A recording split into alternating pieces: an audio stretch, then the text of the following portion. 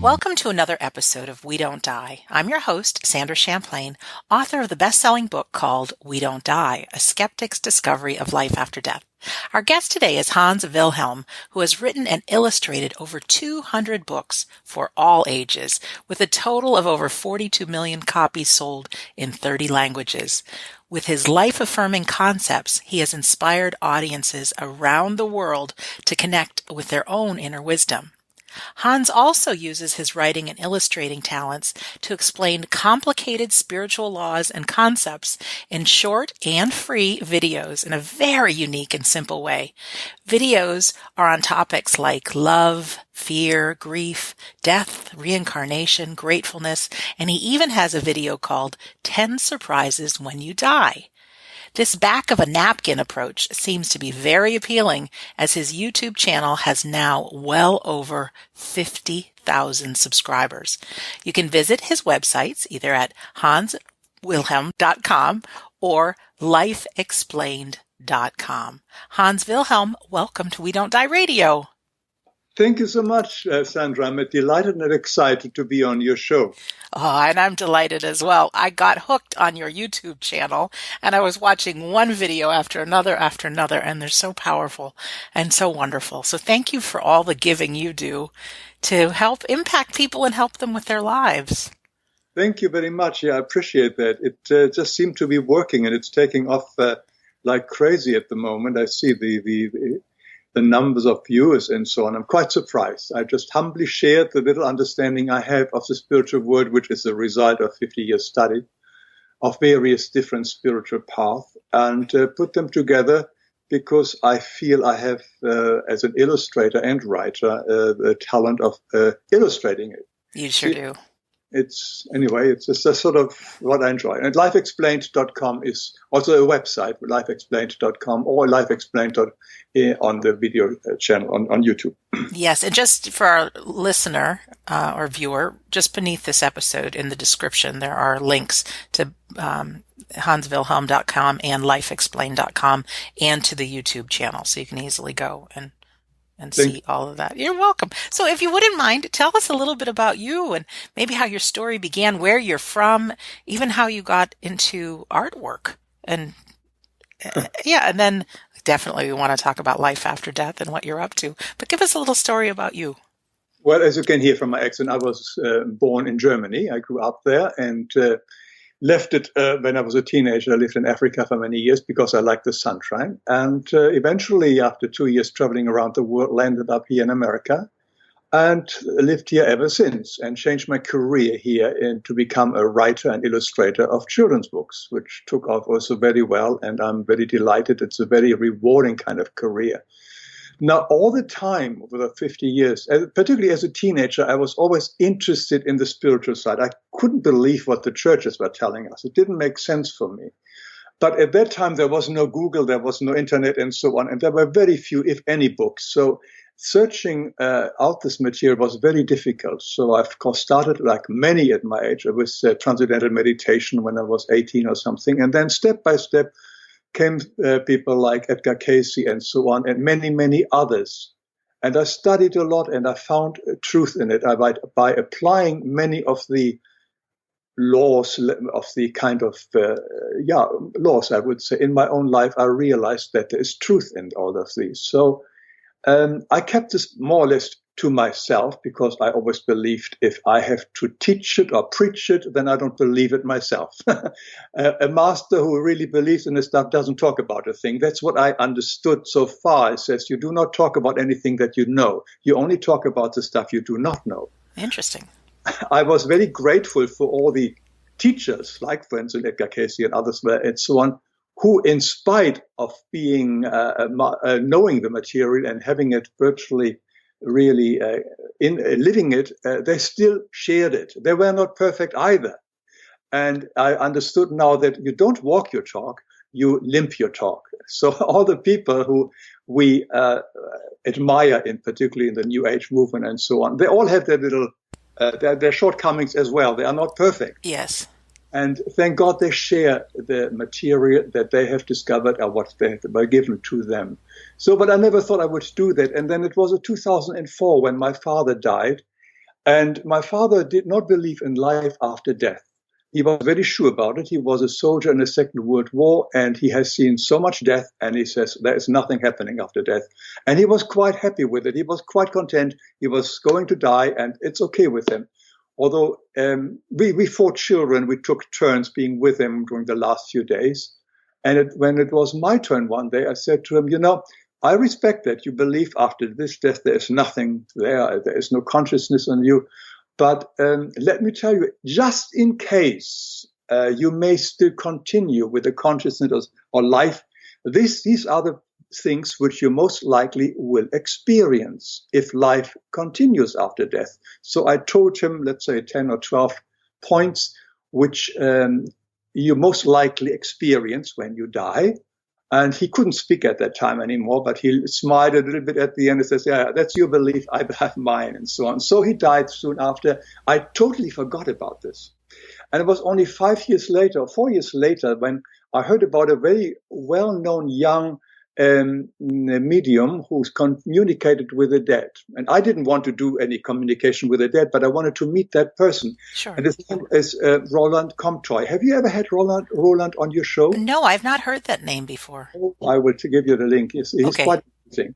Anyway, so he was going to he was releasing a book in the neighborhood, and I went to the local New Age store and to be at his readings. And I was sure that I wanted to get a seat. So I came very early. I sat down, tried to do meditation, and suddenly somebody tapped me on the shoulder. And he said, my name is Roland Comtois. I saw you coming in. And the moment you came in, your father came in here as well and came to me and says, look, this is my son. And you have to go to him. You have to tell him that whatever he told me about what happened after death came true. And I am ever so grateful for him having told me this, because it helped me so much to get my bearings over on the other side. Wow. And he also said, would I write, please, books about this as well, because he sees a lot of souls arriving on the other side, totally confused, don't know what's happening, and so on. And then Roland also shared some other personal things from my father, which I knew then that it was my father, truly. Anyway, so I left. I was totally surprised. I was not really willing to share all my spiritual stuff with the world. And I says, how do I do this? Writing books with spiritual matters is limited. You are very successful, Sandra. I'd like to add here. You have done fantastic with your book. And as you know, it is pretty rare. A lot of people write spiritual books, but you had a rocket success with your book. Well deserving, but it's not the norm. It's not the norm. Because the reading of books is not anymore that as it was 20, 30 years ago. Right. It was people want the videos or whatever. They want fast, short and fast. So I thought, I remembered my own time when I was a teenager. I says, I don't know where to go. I says, today they want videos, as I say, short videos. And so I says, let me illustrate, because this is sort of one of my talent, of how the spiritual laws work, because I'm a visual person. If I buy a bookshelf from IKEA, I don't know whether they still sell bookshelves, but to put it together, then I can't go by reading the description, put the thing on it. I have to see it visually to put the pieces together. And this is exactly what I do in my video series, lifeexplained.com. I draw of how all these different dynamics are worked together, how karma works, where it is stored, how it comes back to us, etc. And when one sees it visually, it becomes much clearer. I do this also for myself, because once I do this whole graphic design there, it says, oh, this makes total sense. And it helps me as well to understand. And I think thousands of other people as well. So I'm very happy about this. And this is how the series started. And I should slowly expand it. And which started only maybe with a handful of videos. It's now over 60 videos.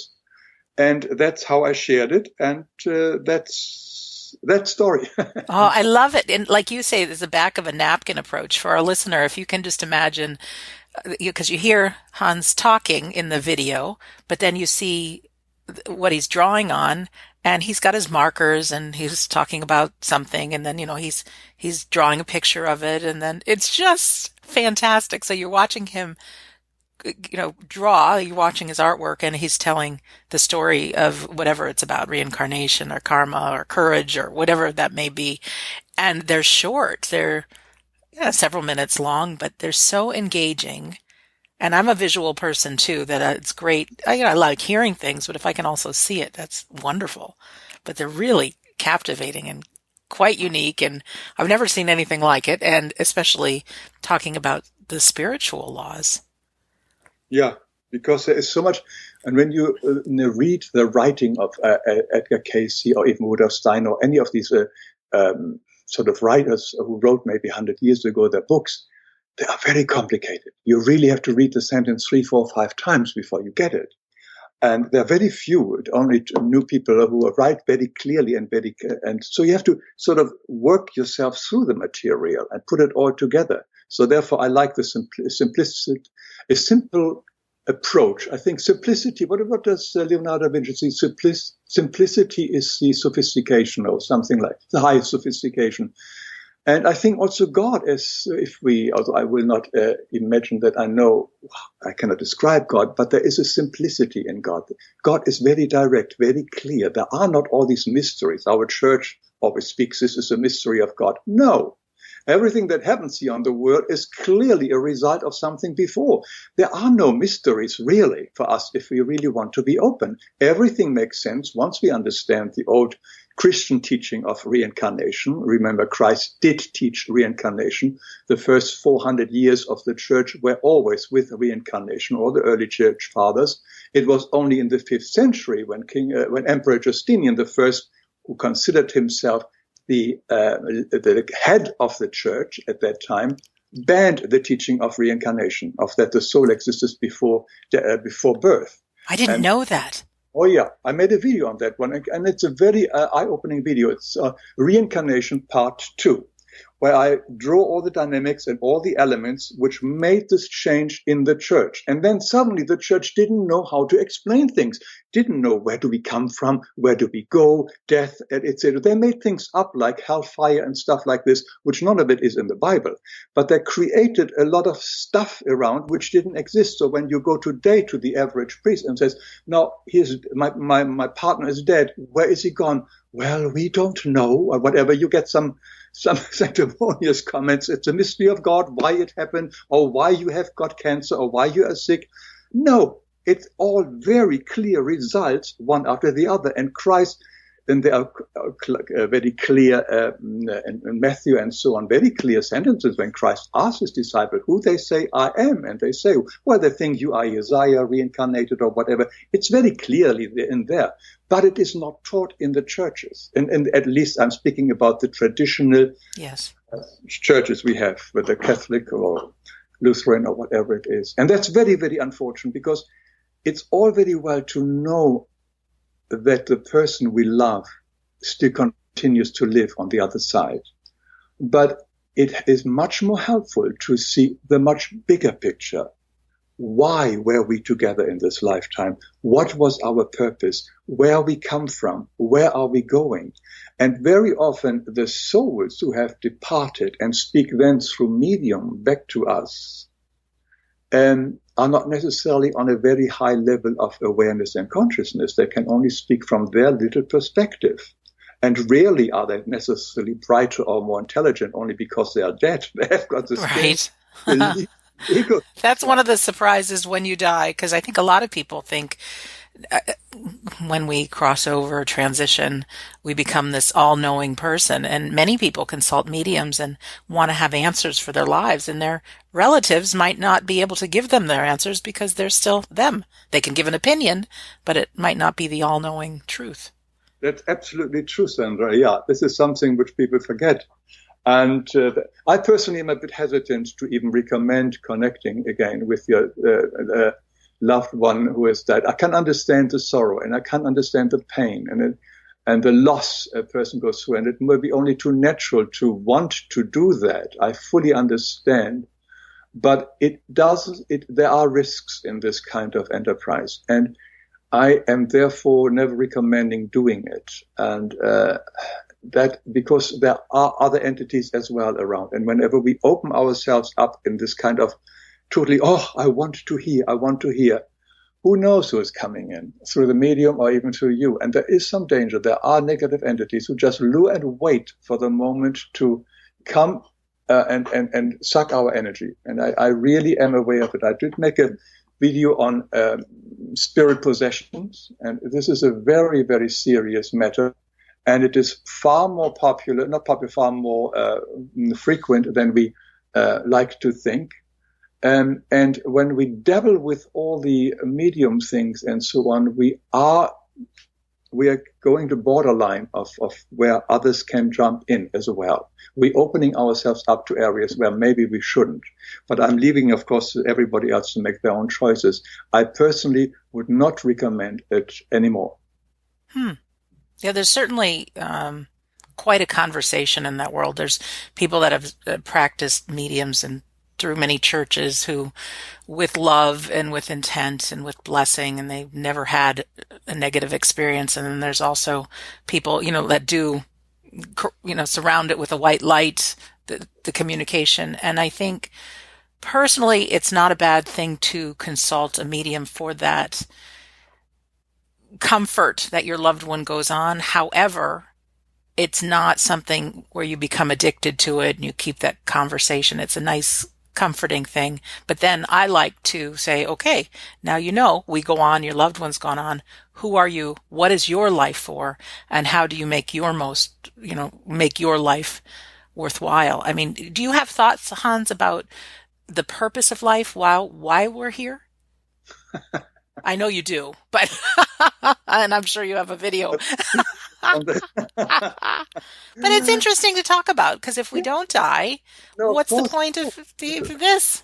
Well, I just released another video today, of course, which explains. Today, yay! Yeah, this morning. It's basically, it says of how originally it speaks about creation, about how the whole creation came into existence through vibration. And at a very, very early time, at that vibration, some of the spirit beings, we call angel or whatever it is, just sort of really revolted and wanted their own creation, which is in the Bible called the fall, led by Lucifer or Satana. And they pulled a lot of other spirit beings with them out far away from the pure heaven, from creation, and to create their own world. And this is where we are still today. This is where Earth is one of these in the material universe, which is far away from the highest vibration, which is love and unity. Although it's all vibrational, it's nothing different. But you have to see the video to really grasp it, how it works. But what it basically is that we really, on our own accord, we have left what we call the pure heaven or home or the state with God or the bliss where we originally came from. And now we are here exactly like the story of the prodigal son. We left our home on our own accord, and it says, give me my inheritance and let me go. And we went out. And here on earth, we have really sort of screwed it up a little bit. We got totally involved into the five senses and the pleasures of the five senses. Yes. And etc. Eventually, we have to get out of it again and come back. And this is the whole reason of my series, to explain the various way how we come back. And this can only happen with the cycle of reincarnation. We come to this planet Earth, and then we go back to our temporary spiritual world until we really get of such high vibration that we will be pulled back into the pure heaven. But at the moment, our vibrations are very, very low, which we have done. We have really given away our energies in so many ways. And we have to really regain it again and get stronger. And we can only do this by undoing our karma, which is usually through forgiveness, asking for forgiveness, love and service, and growing through that and getting in a higher and higher slow vibration. And there isn't much secret about it. It's actually very, very simple when you understand it. And there isn't even much guessing about it, because we can all check this. I mean, you know about all the Dolores Cannon and so on, the therapists who do past life regression and so on. It's all the same thing. And we do near-death experience and so on. There is no secret about this whole thing. What is most people in the Western world are not aware is the repeated life here on earth. And this is not punishment. This is not bad. This is actually a tremendous blessing for us to be here on earth. When we are here on Earth for an average of 800,000 hours, which is very, very short, particularly when you get older, 800,000 hours is not. Yes. Wow. Okay. And And we sleep 1/3 of those hours. and it is just like going to college or kindergarten, maybe because we are not that high, but going to college for a short time. In college, we are here to learn. And when we want to learn, whatever we want to learn, we need challenges. And these challenges, we knew, by the way, before we incarnated, can be very, very tough. They can be very dramatic. We can lose our home, our job, our health, etc., etc. But all these are tasks which we ourselves have set up prior our birth to face and to overcome and to become stronger. Like a sportsman has to really train his body to become stronger and stronger. They need the hurdles to become stronger and stronger. And we do the same thing here on life. So all the disasters which we experience, personally as well as collectively, are nothing there but challenging or karma coming back to us to clean up. Like an illness is nothing else than a flowing out of karma.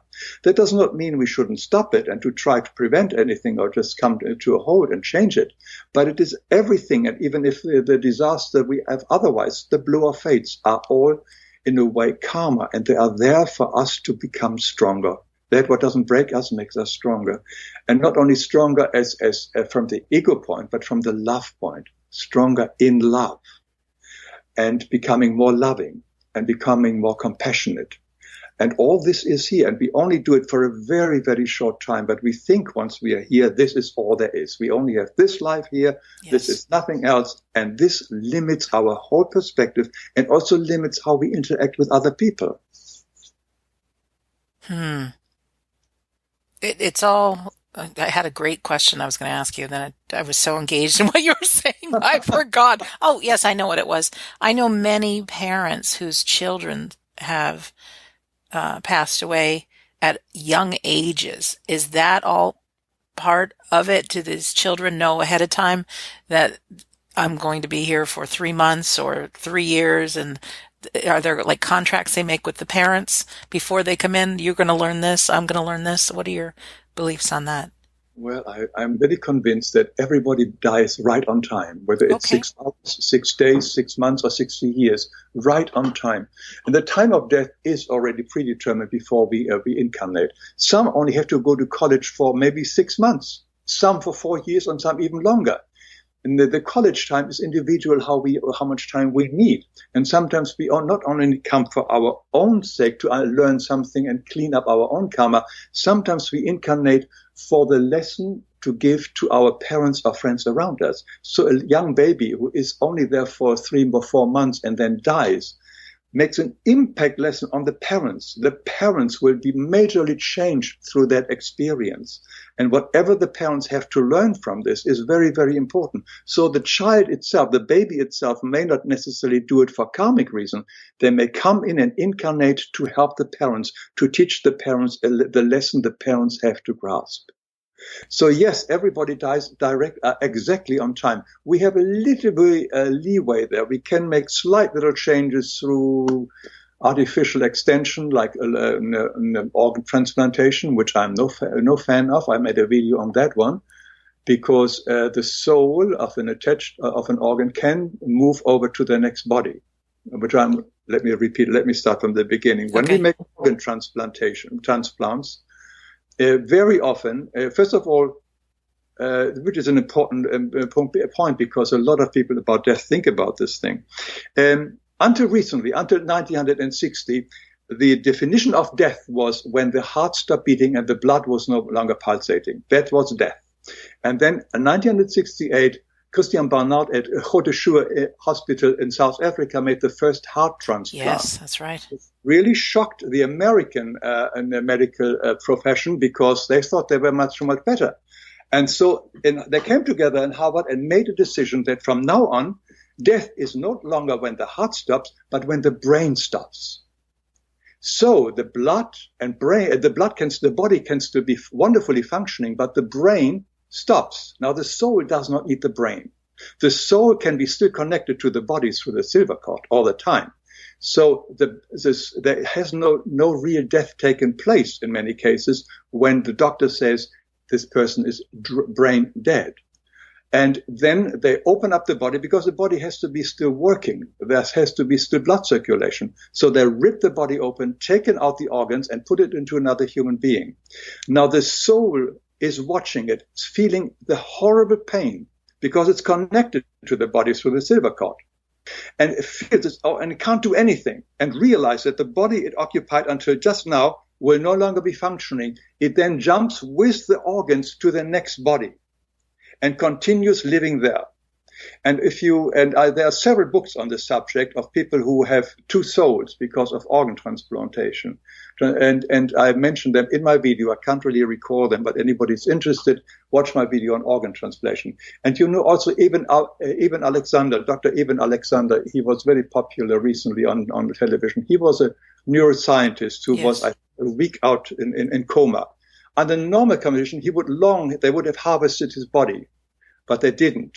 And he came out of the coma and he went to the other world and came back. And he just proved if a brain death does not mean the soul is no longer connected to the body. So there we have a neuroscientist proving it very clearly. And we still do this horrific thing to people. Now we think we do something wonderful by donating our organs to someone else who can use them. And I will not say don't do it, because I don't want to influence anybody in any way in their choices, but become aware of what you're actually doing. And it comes also from the belief that this is the only life we are having. Sometimes a person, when college years come to an end, have to move, have to die, have to leave this college. And if we extend it artificially, what are we really gaining here if we don't really need to be in college? Why are we still hanging around here? Now, it's easy for me to say when you don't have a loved one who is maybe waiting for a kidney or something like this. I agree that. And I understand that people who are in that situation think that and feel very differently.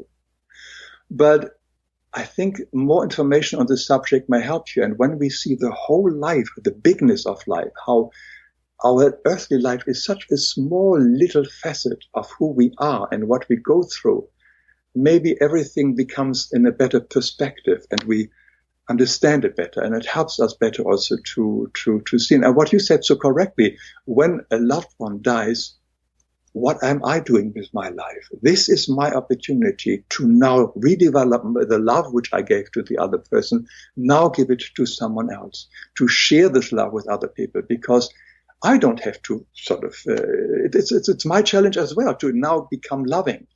And maybe that's about the reason why the person died, so that I can expand myself. My heart can go bigger and larger. Now, this is not possible right away when somebody dies. I fully understand that it's horrible. It's a dreadful experience, and we are attached to this, and we are mourning, and there's nothing wrong with this. And it's good to mourn. It's a feeling. We have to be honest with that. But we also, in a way, have to understand that all mourning is only for ourselves. And even that is okay. It's like if somebody suddenly, I lose my legs through an accident, I definitely would be mourning. I'm missing those legs. Sure. It's a natural feeling. And if a partner leaves, it's exactly a major loss. And we have to adjust to that. That's true. But it has nothing to do with the soul who has left. On the contrary, excessive mourning, of course, as you surely know, and I surely have mentioned it, binds the soul to us and to this world, when in truth that soul has to have their own kind of new path to go, their own new challenges to go. But if we hold on to that soul through our excessive mourning, that soul suffers with us, and it wants to go, but it can't, because we are clinging onto that soul. So we really have to understand that we let go of the soul, because they are now in the new world, in a new land, in a new kind of environment where they have to face a new kind of growth experiences. And holding on to them doesn't happen. We will see them again in a few hours. That's right. Blink of the eye. Yeah. We're together again. Yes. Yeah. They just left the room a little bit before us. That's all. But I understand when we are in that mourning situation, it's very, very, very hard. I mean, just the other day, I just got an email from a mother whose son committed suicide with 18 and so on, and the pain and the suffering and the guilt and so on of the parents, it's just enormous. It is just unbelievable. And this is what we do when we consider suicide, the pain we leave behind. and we will feel the pain on the other side. This in case of suicide, I made a video on suicide with all the dynamics, because most people are not aware, and I'm very grateful that I got so many emails from people who considered suicide, stumbled on my video, and at least at that time they have not done it. I don't know whether they later on will do, but they were really close to suicide. And after seeing the video and what will happen to the soul after the suicide, they are no longer ready to do that. And so that is really very helpful. When we understand this whole concept of life before birth and how we plan our incarnation here on earth, and also after, what happens after we die, that is, then everything here in our life shifts, because we see it differently. We experience differently. We experience people differently. We see it from a different perspective. And the compassion grows tremendously, because you see so many people being very confused and very limited in their thinking. This is their only life. They have to squeeze everything in. They're attached to everything. They attach very much to possessions, because that is a form of how maybe I can live longer. And so you see this, and anyway, it's just a very, very important step, I think, for us to explore why we are here. The first question you asked in this interview. It's a great conversation. I love listening. A couple things. One, I am an organ donor, and I don't know. I think that's a decision. Like, everybody has to look in their heart, and well, I might change it that at some point. My instinct and my love is service, and I'm going to stick with that for a little bit. But also, I think, what's really interesting is, and I'm sure you've felt the same way with all the investigation you've done over 50 years. There's things that really resonate with our soul, and we have to look at that, honor that. Absolutely. And then also something you said is talking about grief. I know on a personal level, without my father dying the way he did, and what I learned about, like, I channeled or funneled my energy onto doing research about grief, writing my book, sharing. There's another great organization with so many members called helpingparentsheal.org, and it's for parents who've lost a child, but they have funneled their grief into coming together and creating programs and online programs and videos, and they have guest speakers. And those people wouldn't be involved had their children not departed this life the way it is. So we can use our grief and use the power and actually be of service. I absolutely love your forgiveness, love, and service. I think those are definitely three common denominators that any one of us can look at those three words. And if we're on track in life, those three things are part of our lives. So really, thank you for those words. And the suffering or the pain you experience through your grief made you the compassionate person you are. That's true. We can't become compassionate intellectually. We really have to sometimes feel the pain to realize, oh, this is how it feels. Now I know. And therefore, all the kind of the obstacles we had in our life and the difficulties in our life are a blessing always, because they really bring us a step closer to who we truly are. We are unconditional, unlimited, and all-inclusive love. That is our default existence. And the more we come to and we have two ways to learn this. We become this either through pain or through insight. We can do it through pain when we ignore the law of karma, the law of cause and effect, and etc., the causal law. Or we can learn it says, oh my God, this is the way. I better watch out here. I better really do this. And we can do it through insight. Majority of people in the world, unfortunately, learns through pain. That's why we go from war to war to war until we finally exhaust ourselves. But we don't need to do that. We can go through insight. We have all these wonderful, wonderful teachings from so many sources and from so many. Even you can take the basic thing of the Bible. Although there's a lot of contradiction, and I'm not in favor of a lot of stuff which is in it. But the basic thing, the 10 Commandments and the Sermon on the Mount, that's all you need. And the Golden Rule. These three things in life. You don't need anything else. But the golden rule is in all traditions, it's in all cultures, and we have it everywhere. And so we do have these guiding things in our life. We also have something very important, you and I, everybody has, which we ignore, unfortunately, too often. Or I ignore, maybe I shouldn't generalize, maybe you are better than that. No, I probably not. What is it? It's our conscience. Yes. The little voice in us. That's the little right. voice which, don't do it, stop here, etc. Or and do it or go ahead and touch and so on. This little voice is our GPS system in a way. Yes. And we don't really giving it honor it enough. Or most people, I'm not. Again, I shouldn't generalize, but I wish I had listened more in my life about this little voice. And so we do have all these tools. We are not lost here. We have got also our guardian spirit. I made a video on the guardian spirit. It's with us all the time. They cannot fight against our will. We have always our free will, but they can direct us a little bit and can help us and tell us, do we really want to do this, etc. So there's a lot of help there as well. Can we talk about that a little bit? I mean, is it something where we ask for help from our guardian angels, whoever, our guides? Well, I tell you, when it comes to asking for help, I always believe, why not go straight to the source? I mean, people say, shall I pray to Mary for help, or etc., etc. Or to the Pope or whatever it is? No, go right to God. And for me, this is a simple thing, basically in meditation or in prayer, and you understand. I understand from my understanding, and I'm not. And again, whatever I do my videos, I merely offer. I do not try to convince anybody, and anybody who doesn't believe or can't handle it, it's fine with me. I have I do the same thing with these conversations. I share what I know as my truths, and people, no, like this guy, don't like this one, and that's fine. Take the gold for your life and all of them. So same thing with your videos.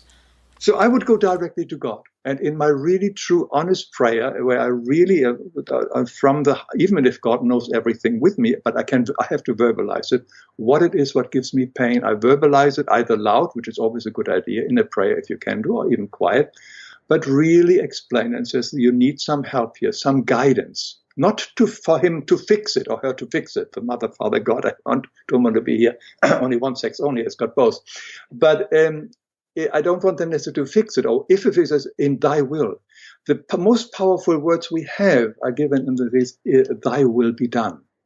When we surrender to these words in every situation we are, and we really believe that there is a power stronger than myself who knows far more what is right for me or wrong, not good for me, and I surrender to that power to lead my way according to thy will, to God's will, this total surrender gives tremendous peace, gives tremendous security. Then our ego cuts out. It says, oh, I must have this job, or I must have this one, etc. No, I surrender. It says, look, I ask for the very best for me. And if it's a job or a new house or a new car or even loss of job or whatever it is, I now trust it is in God's hand to do so. So if that is too abstract for people, and I understand that there is also, of course, Christ. You can also ask Christ, which is the same love energy, or the guardian angel as well, in a way that you can confine, like a good big brother. You confine to the guardian angel if you want to in a prayer, and close your eyes and you quietly sit down. Imagine the guardian angel be close to you, and ask them, tell me, what do I need to know now? What is it that I need to know now? Now, some people hear voices, some people have to get an idea, whatever it is. Some people do nothing, but something during the day may come up and so on. So we can have definitely connection with the spiritual world. And I believe that is another often forgotten positive element when a loved one dies. Because when we are in a close relationship, we take usually limited time for communicating with the divine. Once that person is no longer there, we have got suddenly enormous open space on time and energy. And that is our opportunity to connect with divinity. That is the powerful thing. That is, in a way, the gift death of another person does to us, that we suddenly are alone again for a while. And I also believe that always people who are alone, adult people who always crave for having a partner, wanting a partner, fully understandable. And I've been there as well on both sides, single and so on. But when I was single for many years before I got married and so on, that was a time when I had by far the closest connection with divinity. I could meditate when I want. I can't be there. I had the feeling my meditations were much, much deeper. The moment when I was in a relationship again, life shifted for me. And the attention, the thinking of another person, etc., became very, very different. The priorities seemed to be shifting. So again, when a loved one leaves us, somebody who very close to us, it opens up for God. It's another opportunity to come close to love.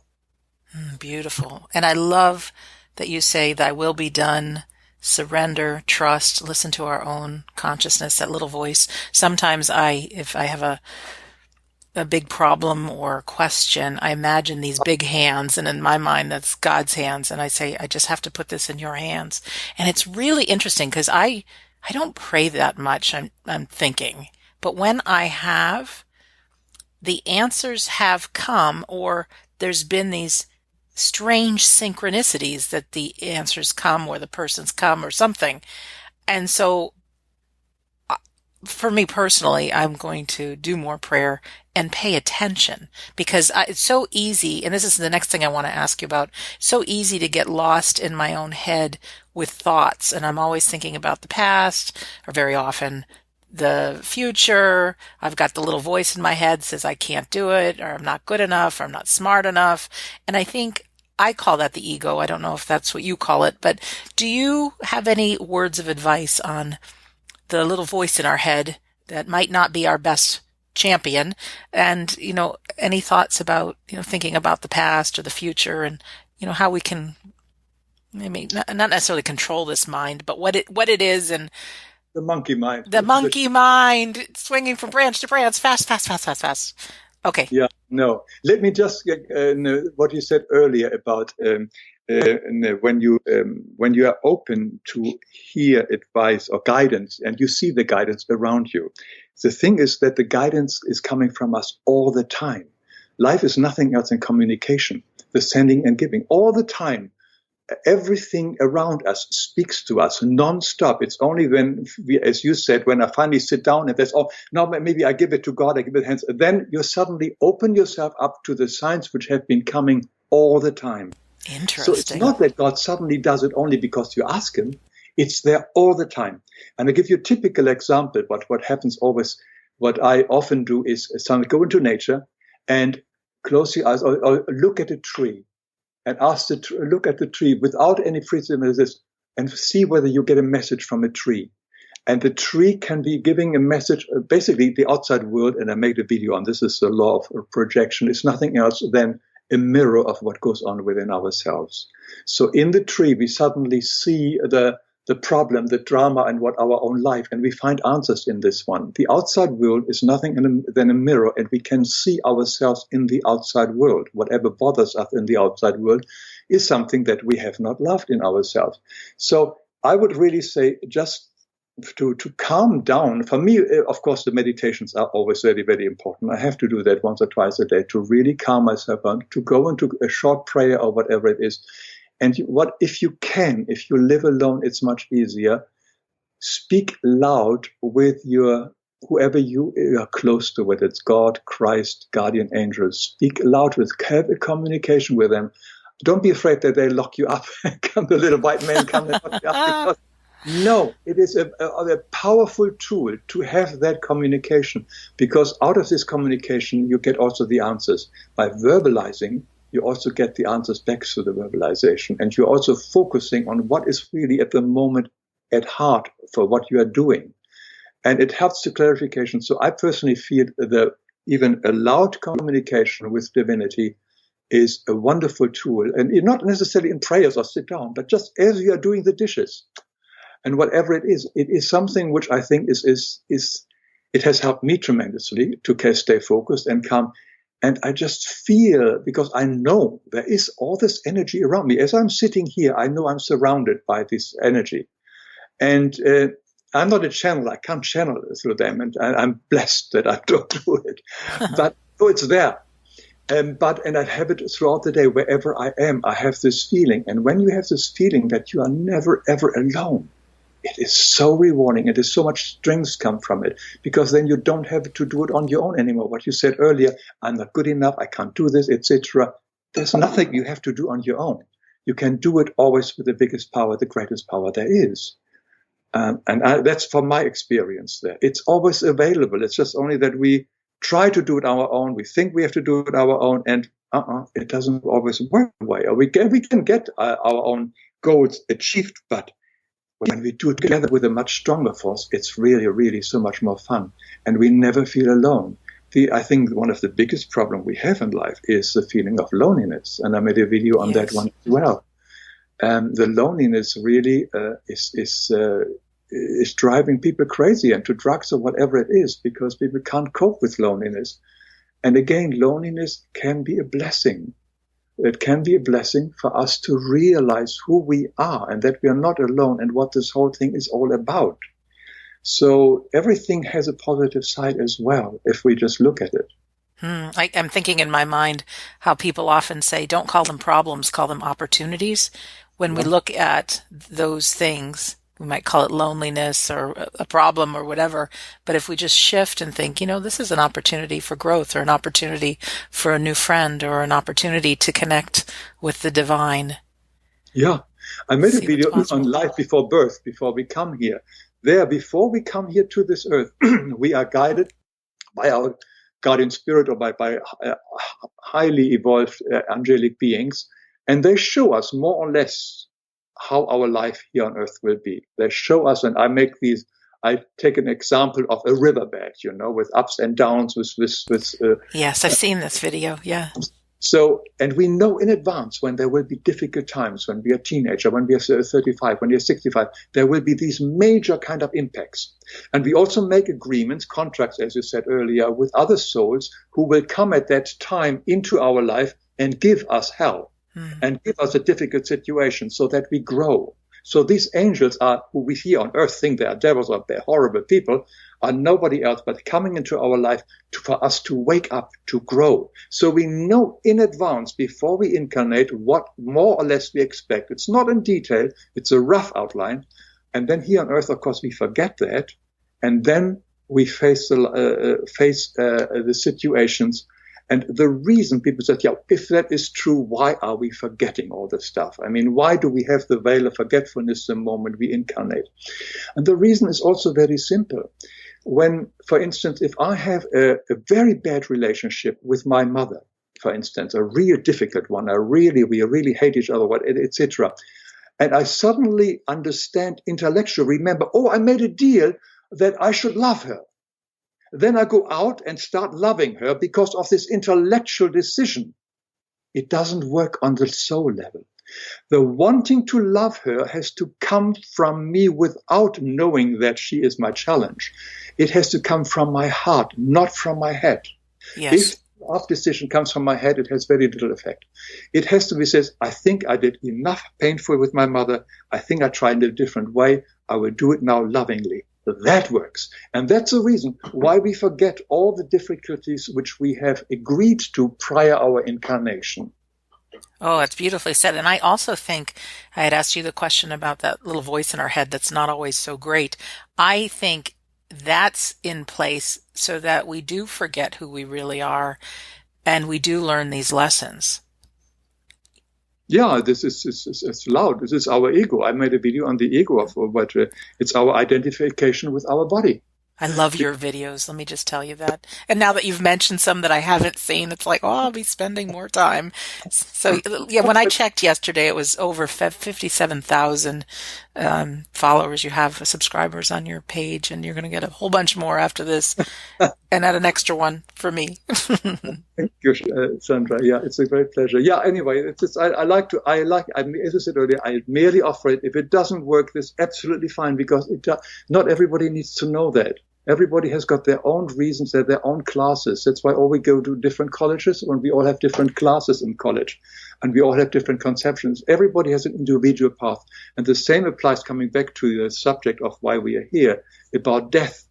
There may be sort of 10 major points which happen for most souls when they leave, but still everybody dies individually, and the death experience is also very, very individual, even on the other side, according to the development of the soul and what the soul has to learn. There isn't one fits all. It really has to do so much about the purpose of the person's life, etc., and their beliefs, etc., which determines what happens to the soul on the other side. I'd like to ask, you had said earlier what your father had said through the medium, to write a book, to get the words out there, because there are confused souls that arrive. The video that you have, the 10 surprises when you die, is that including some of those words you spoke to your father? Or would you, I mean, I think many of us are going to go right to your YouTube channel and watch some of these, but what kind of things should we know when we arrive? I can list them more or less quickly. But that's if you don't mind. I can't remember exactly what I said. Oh, that's okay. Later by my father, I don't know exactly what I told him, but I knew exactly how for the most people, death will be. And I think it's probably more or less what I said to him. So the points are the first thing, of course, when people on the other side, when the silver cord, which connects us to the physical body, is cut, and we are basically what we call dead, physical death, is that there is no such thing like death. We will continue living. I think that's the most surprise for many people who didn't expect that. That's right. And then comes it also the second surprise is that we still have a body.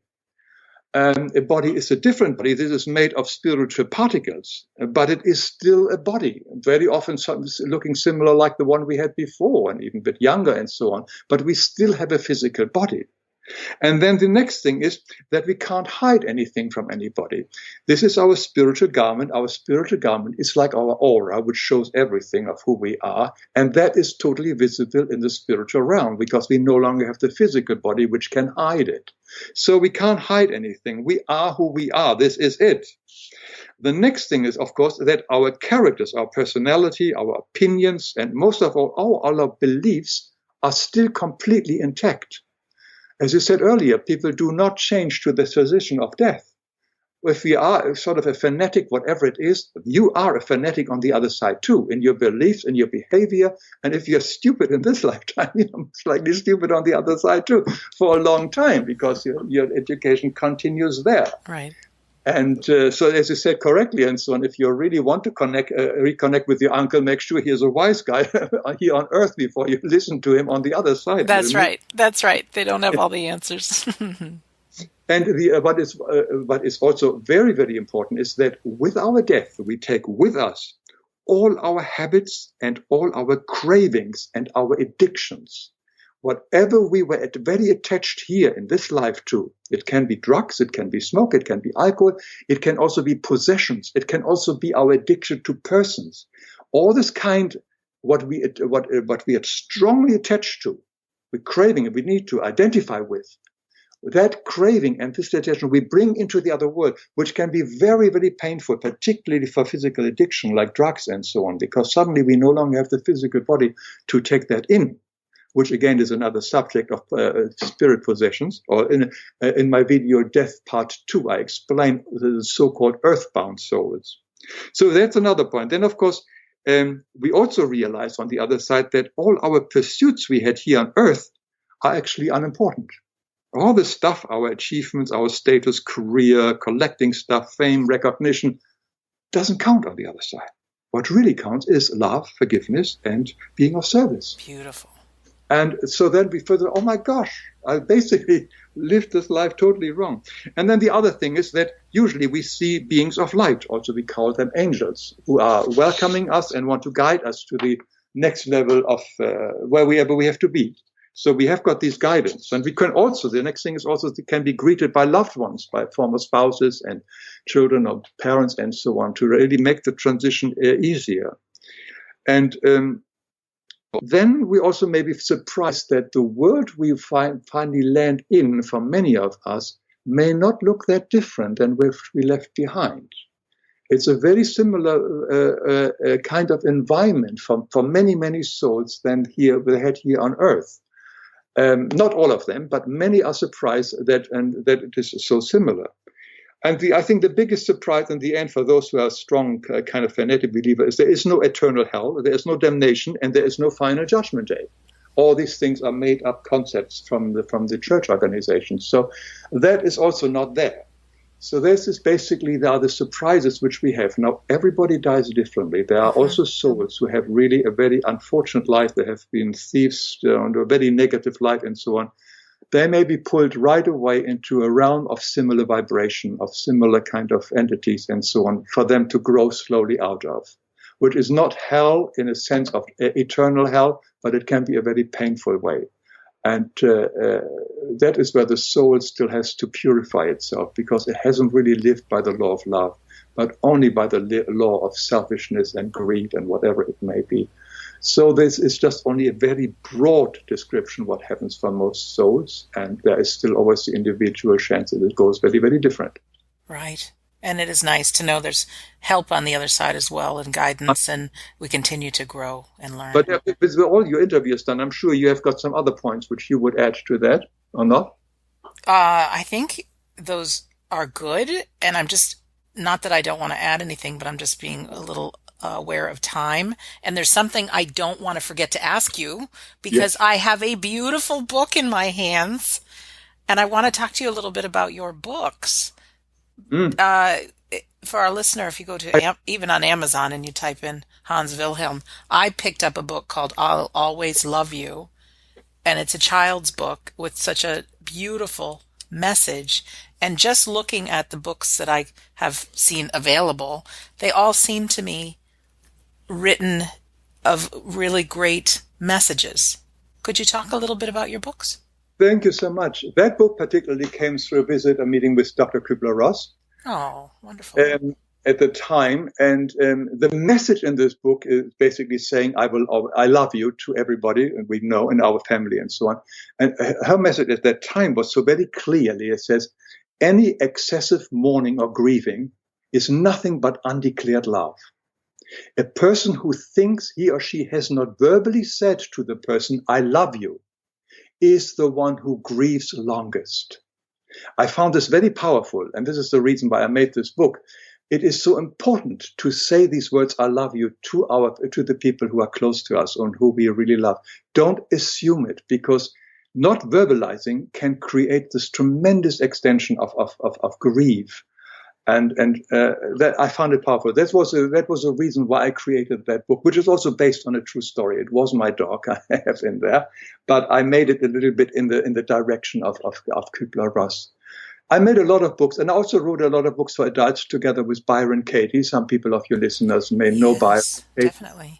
And we worked together on several books together, and that was very rewarding. And then a lot of my children's books have got some spiritual element, but usually very nicely covered, because we can't be too open with that, with the spiritual aspect in the children's book market. It just must be more fun and more, maybe different, but it's usually hidden there somewhere in there.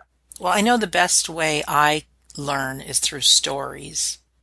Yeah. And you tell the stories and you get the message. So I, just looking at the titles, I just think, even one, Let's Be Friends Again. I haven't read that one, but I can tell by the title what the message is going to be. Yeah. And even there's one about courage. Yeah. Do you have any words about courage? Just, that's always something I deal with, is fear. I think that's part of being human, but. So out of the blue, I mean, you have a very courageous life and what you're doing on your day job and so on. I know, it seems it, but I have issues I struggle with as well, and it always seems like fear rears its head.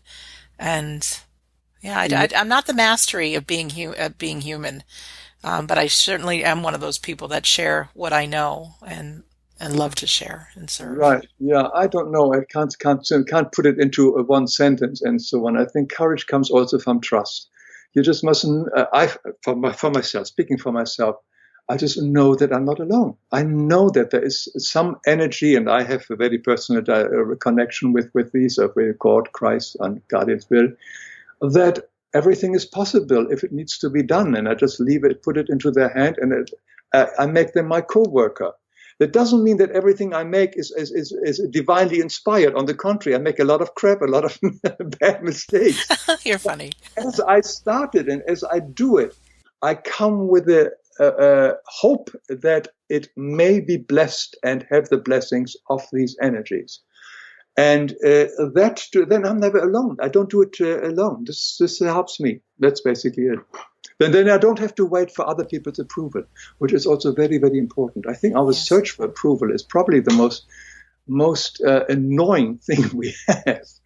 That we can really live without anybody's approval, appreciation, and acknowledgement. Yes. But knowing that we have the other side with us just sort of reduces that for a large percentage, for a large degree.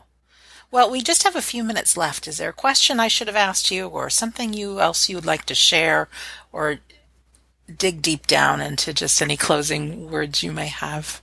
Sandra, no, I don't think anything comes up at the moment. I think I spoke a lot, and this is packed with good stuff. Packed with good stuff. Yeah. As I said, I only offer it. Make up your own mind and follow your own bliss and your own way and your own way of doing it. And but if you find some information here and there which may help you to clarify certain things, it can be such a relief. It was always for me. Whenever I met one of the teachers or I read a book or whatever, all the teachers I had throughout my life, they really made me larger. They made me bigger. And I'm sure you have the same thing when you interview people and so on. Every time you learn something new, it widens your scope, your understanding, your appreciation of life. So we have so many choices. We can really, I tell you what I found interesting is that somebody sent it to me. I don't get them all together. But he said, do you know that the 7 deadly sins, you have heard about them? There's a gluttony and et cetera, and greed and loss. They all have an app. So we all can actually, the gluttony, I hope I get them together, but I don't know. Gluttony is a Yelp. The Facebook is vanity. Twitter is hate. In sex or in adult is Tinder. There are two missing. I don't get it. But the fact is, it was very easy. When you see this, we have so many distractions at the moment, which we didn't have 50 years ago, whatever it is. At the moment, at your fingertip, you can immediately be in a different world. Fulfilling all your pleasures, all your joys, or whatever it is for the moment. You're wasting your life, of course, this way, and we all do that to a degree. Netflix is the other one, it's sloth, by the way. And so we all have these tremendous temptations around us, and it's helpful to stay and find some channels like yours to really refresh to nurture our soul, because there is the other stuff out there. Yes. And you have to make a decision. Do I want the other stuff? Or do I want to nurture my soul? And I do think there's a way to nurture your soul with some of those things you mentioned, especially if you look at it from forgiveness, love, and service. Because I know, for one, there's so many people I can reach more, if they see a post on forgiveness or something like that on Facebook than would be. So that's another that we all look at. But it's funny how they can be just the opposite and a huge distraction and time waster. And there's one thing I've heard so many people say, that even a heart surgeon said when people, before they give them the anesthesia to put him under the knife, for whatever surgery, he says people have so many regrets and they look back at the things that they should have done or should have said.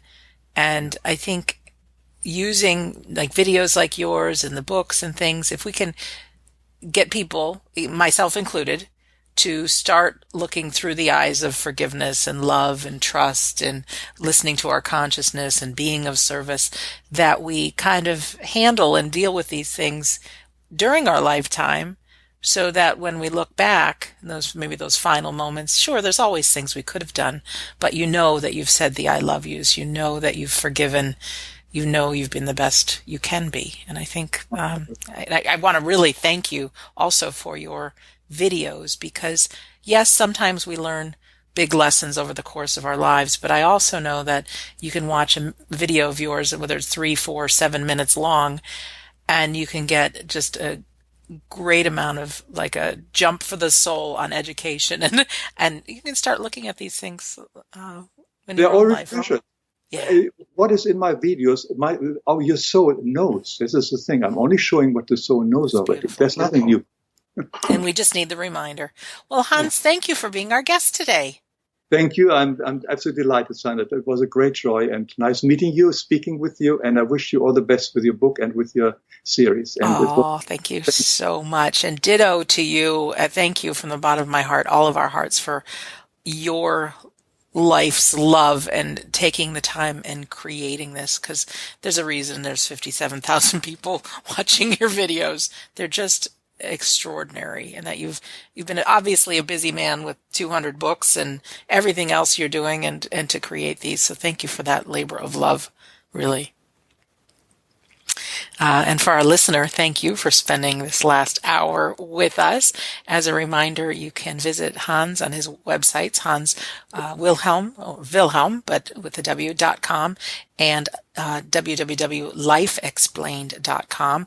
And then just beneath this episode, there's a live link to his YouTube channel and also to his books on Amazon. I have that included as well, because they're just extraordinary. And I think, too, while these books are children's books, why not, when those minds are young, teach them lessons of love and compassion and service and all of those things just by word of stories. Absolutely beautiful. I want to... go ahead, Hans. No, thank you. Thank you. You're welcome. You're most welcome. And also, just a reminder, our home base is WeDon'tDieRadio.com, where you can now find over 260 episodes and all kinds of free gifts when you go to the website, WeDon'tDieRadio.com. And as a reminder, I always like to promote my friends with the Afterlife Symposium, which will be September 13th through 16th in Scottsdale, Arizona. There are now 33 speakers that talk about what we love most: evidence of the afterlife, help through grief, help to have a powerful life.